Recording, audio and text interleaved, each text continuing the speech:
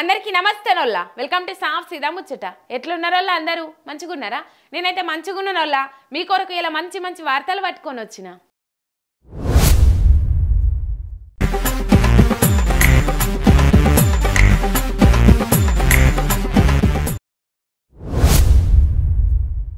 ఒక్కరికి తల్లి ఒక్కరే ఉంటారు. అసొంటి తల్లిని కూడా మారుస్తున్న ఘనత మన ముఖ్యమంత్రి రేవంత్ సార్దే.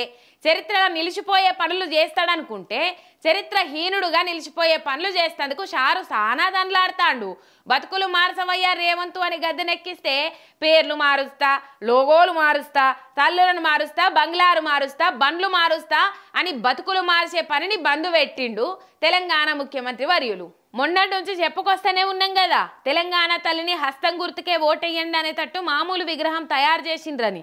అన్నట్టే నవ్విపోదురుగాక నాకేది సిగ్గన్నట్టు ఎవ్వరితోటి చర్చలు లేకుండా, ఎవరి అభిప్రాయాలు తీసుకోకుండా అపర మేధావి రేవంత్ సారు కొత్త తెలంగాణ తల్లిని సచివాలయంలో ప్రతిష్ఠించబోతాండు.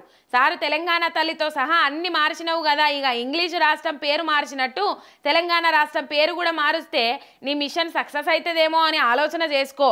తెలంగాణ అన్న పేరు తీసేసి ఆంధ్రప్రదేశ్ 2 అని పేరు పెట్టుకో. మీ గురువుగారు కూడా నా శిష్యుడు నన్ను మించిన గనుడు అని ఆయన కూడా శిష్యోత్సాహంతో పొంగిపోతాడు. లేకుంటేంది, ముఖ్యమంత్రి రాష్ట్రాన్ని ఉద్ధరిస్తారనుకుంటే నువ్వు చేసే ఉద్ధర పనులు గివ్వా? ఎవలడిగిండు సారు నిన్ను తెలంగాణ తల్లి విగ్రహాన్ని మార్చుమని? ఎవలడిగిండు సారు నిన్ను అన్నిటి పేర్లు మార్చుమని? ఎవలడిగిండు సారు నిన్ను అక్కర్రాని పనులు చేయమని? తెలంగాణ తల్లి అంటే కేసీఆర్ తల్లి కాదన్నది యాది పెట్టుకోవాలి. యావత్ తెలంగాణ తల్లి అవమానాలు, అవహేళనలు, అణచివేతలు అన్నిటిని తట్టుకొని నిలబడ్డ తల్లి. అసొంటిది ఇలా నువ్వు తెలంగాణ అస్తిత్వాన్ని లేకుండా చేస్తున్నావు. చరిత్రహీనుడుగా పేరు తెచ్చుకుంటున్నావు. తెలంగాణ బతుకుల భాగమైన బతుకమ్మను తీసేసి నువ్వు దేనికోసం? కిరీటాలు వజ్ర వైడూర్యాలతో ఉన్న తెలుగు తల్లి తల్లైనప్పుడు కిరీటాలు నగలతో ఉండే తెలంగాణ తల్లి తల్లి కాదా? జాగో తెలంగాణ ప్రజలారా, భవిష్యత్తు తరాలకు మన చరిత్ర మనం చెప్పుకోకపోతే మన పుట్టుక కూడా ఒక ప్రశ్నగా మిగిలిపోయే అవకాశం ఇస్తున్నాడు ఈ పెద్ద మనిషి. రాష్ట్ర సాధన కోసం ఆనాడు రోడ్డెక్కిన ప్రతి బిడ్డ ఇయ్యాల మన అస్తిత్వం కోసం గొంతు విప్పాల్సిన అవసరం వచ్చింది. కాంగ్రెస్ పోకడలను బొందబెట్టకపోతే రేపు మన భవిష్యత్తు అంధకారం అవుతుందని బగ్గుమంటున్నారు కారు పార్టీ లీడర్లు. బాప్ 1 నెంబర్ బేటా 10 నెంబర్ అన్నట్టు ముఖ్యమంత్రి సారే మన కులపోళ్ళ చేతులనే అధికారం ఉండాలి, మన కులపోళ్ళ చేతులనే భూమి జాగాలు ఉండాలి అంటాడు. ఇక ఆయన అట్లుంటే ఆయన పార్టీ ఎమ్మెల్యేలు ఎట్లుంటారు? అంతకు డబ్బులు ఉన్నారు. ముఖ్యమంత్రికి కూడా తెలియకుండా వెలిమలను వేటాడి చంపుతామన్నట్టు మాట్లాడతాడు. ఇంత ధైర్యంగా ఒక సామాజిక వర్గాన్ని బెదిరించేంత ధైర్యం ఒక సాధారణ ఎమ్మెల్యేకు ఎవరిచ్చిండ్రు? ఎంత కావురం పట్టిన మాటలు, ఎంత బలుపు మాటలు! ఎవరిని చూసుకొని ఇంత ధైర్యమో గాని షాద్నగర్ ఎమ్మెల్యే శంకరయ్య గారు మాట్లాడిన చెండాలపు మాటలు చూసి ఎలుమలంతా అగ్గి మీద గుగ్గిలమైతాండ్రు. ఎలమ కులపోళ్ళ మీద ఇష్టమున్నట్టు నోరు వారేసుకుంటూ ఈ పెద్ద మనిషి ఎల్మ కులాన్నే లేకుండా చేస్తాడట. నోటికి చెప్పరాని తీర్ల బూతులు తిట్టుకుంటా మీ అంతు చూస్తే ఖబర్దారని ఐసీస్ టెర్రరిస్టు గాలు వార్నింగ్ ఇచ్చినట్టే వార్నింగ్ ఇచ్చిండు శంకరయ్య. వాళ్ళ వెల్మ కులస్తులను ఇవ్వాల కూడా చెప్తున్నా, మళ్ళా నేను వాడొద్దు కానీ ఈ కొడుకులను తింటా. వెల్మనా కొడుకులారా మీరు ఖబర్దార్, ఇప్పటి నుంచి నడవనీయరా. ఒకవేళ ఇటువంటి కుట్రలు పన్నితే రాష్ట్ర ముఖ్యమంత్రికి తెలియకుండా కూడా మేం కాంగ్రెస్ నాయకులము, బలమైన నాయకులము ఉన్నాం. మేము కూడా బయటకు వస్తే మీ భాషింగాలు కడతాం, మీ ఈపులు భాషింగాలు విమానాలు మోగుతాయి. కొడుకులారా చెప్తున్నా, వెల్మనా కొడుకులారా, ఇవల్ల ఈ వెల్మనా కొడుకుల పని మాత్రం పక్క పడతాం. ఇంకా ఎక్కువ చేస్తే మేమే డైరెక్ట్ గా చెప్తున్నా, నేను షాద్నగర్ ఎమ్మెల్యే చెప్తున్నా కొడుక, నేను కూడా డైరెక్ట్ గా భౌతిక దాడులకు తయారున్నాను మీకు. ఇక ఆయన మాటల మీద ఏడికాడ ఎలుమలంతా మండుపడుడే కాదు, కేసులు కూడా పెట్టిండ్రు. అటు పిసిసి ప్రెసిడెంట్ మహేష్ గౌడ్ అట్లెందుకు నోరు బారేసుకున్నావో పార్టీకి వివరణ ఇయ్యి అని నోటీసులు ఇచ్చిండు. ఏడికాడ గట్టిగా నెత్తి మీద బొప్పి కట్టేటట్టు సొట్లు పెడుతుండే వరకు దెబ్బకు తలపోగరంతా కాళ్ళకాడికి వచ్చింది. ఇప్పుడు కాళ్ళబేరానికి వస్తుండు శంకరయ్య. తప్పైంది క్షమించుండ్రి, కావాలని అనలేదనుకుంటా సత్యపూష మాటలు మాట్లాడుతాండ్రు. మరి ఇంతగానం నోరు బారేసుకున్నది వాళ్ళ పార్టీలనే ఉన్న ఎలమలను ఎల్లగొడుతందుకేనా? బీసీ లీడర్ తోటి ఎలమలను అంత తిట్టించినా కాంగ్రెస్లున్న ఎలమలకు ఎవ్వరికి సీమ గుట్టినట్టన కాలేదంటే అంత సమ్మగున్నాయేమో ఈయన తిట్లు అని కారడ్డాలాడుతాండ్రు ఈ సంగతి తెలిసినోళ్ళు.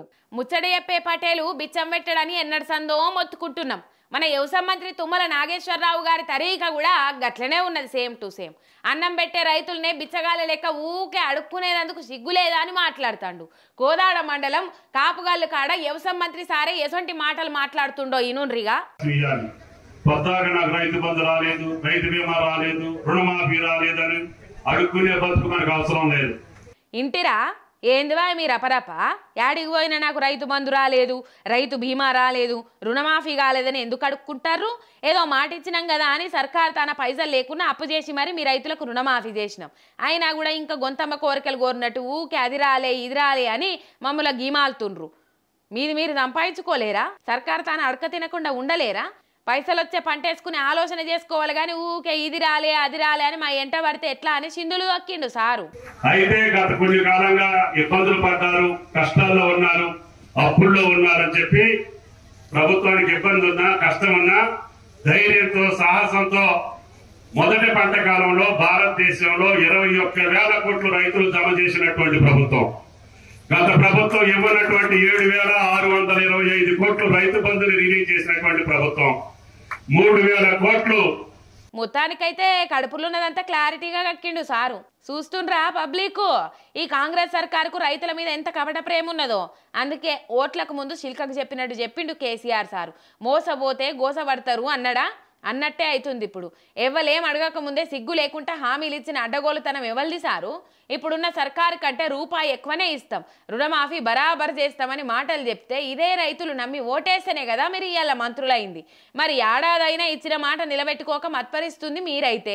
ఏమాయే హామీ అని అడిగినందుకు రైతులు అరుక్కునేటోళ్ళ లెక్క కానొస్తుండ్రా మీకు ఇవాళ? కొద్దిగన్న లేకపాయని తిడుతున్నారు. తుమ్మల సారు మాటలని కోపం తెచ్చుకుంటున్న రైతులు. అడ్డిచ్చటోడు మనోడైతే మూలుగు బొక్కలకు డోకేందన్నట్టున్నది కదా కాంగ్రెస్ పాలనలా. ఎంలాడకు పోయినలు కోడని కట్టేయకుండా రారు. ఆ రాజన్న ముంగట నందులోలే కోడలను సుట్టు దింపి మొక్కులుంటే మొక్కులు పెట్టొస్తుంటారు. అసొంటిది మంత్రి కొండా సురేఖక్క అనుసరుడు ఏం కథ చేసిండో చూడుండ్రి. రాజన్న గుడికి కోల్యాగనిస్తే వచ్చిన కాడికి బేరం పెట్టి అమ్ముకుంటుండంటే ఇంట్లో మంత్రి గారికి వాటా ఏమన్నా ఉన్నదా అని మందికి అనుమానాలు వస్తున్నాయట. టాకు మరి లింగాన్ని మింగేటోళ్ళు ఒకలుంటే గుడిని మింగేటోళ్ళు ఇంకొకరు అన్నట్టు మంత్రి కొండా సురేఖకే మంచి లీడర్ అని పేరు పోతుందంటే అక్క పాలఓవర్లు అక్కను మించిన పేరు తెచ్చుకుంటున్నారు.